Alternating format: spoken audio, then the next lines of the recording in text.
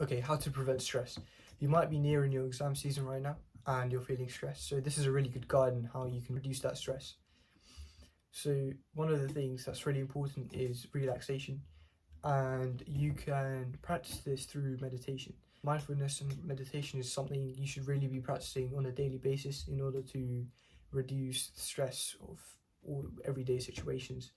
But particularly during exam season, it's really important because during meditation, you might notice that your mind wanders off, and the practice of focusing back on something, such as when you're breathing, means that subconsciously you prevent overthinking and you're more focused on the present moment. That's particularly helpful when you want to focus and concentrate when you're revising or when you're in the exams itself, and that can significantly reduce stress.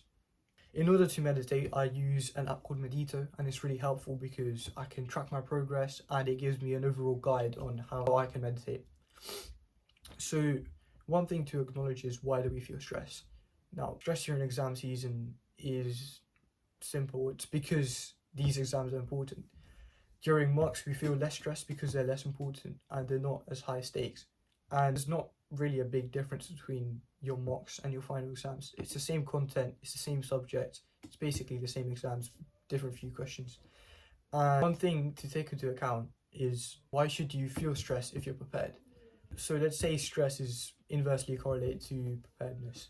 If you are more prepared, you'll feel less stress. So stress is essentially just a signal from your body telling you that you need to prepare for something that's going to be difficult. And exams are definitely difficult. That's why not everybody gets A's and A stars like you will. One of the last things I'd say is, you should prioritize your physical and mental health.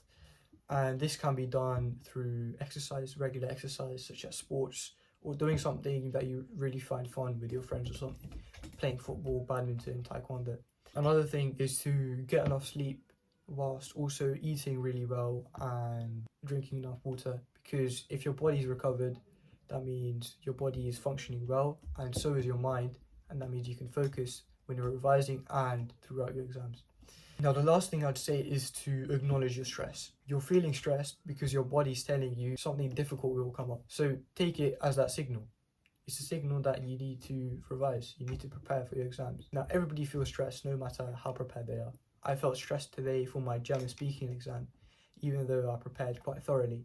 And what really helped me was knowing that all my other peers were also in the same boat as me. They were also feeling stressed, and somehow that just meant that I was less stressed.